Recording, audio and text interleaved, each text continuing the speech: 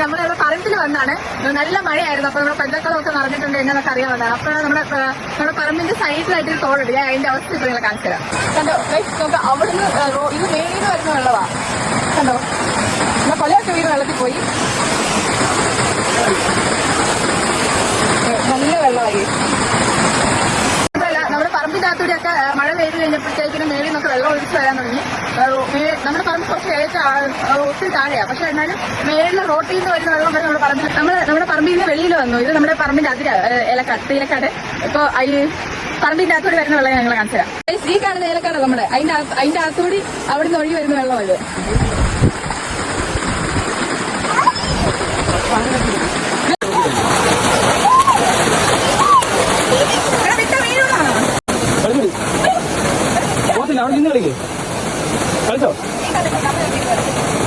മഴയായി കഴിഞ്ഞപ്പോൾ മൊത്തം വെള്ളച്ചാട്ടം ഇല്ലെങ്കിൽ ഒരു തുള്ളി വെള്ളമില്ല ഇവിടെ. ബട്ട് മഴ ആയി കഴിഞ്ഞപ്പോൾ 3 കുഞ്ഞ് അരുവി പോലെ ഒഴുകുന്നുണ്ട്. ഞാൻ കാണിച്ചു തരാം.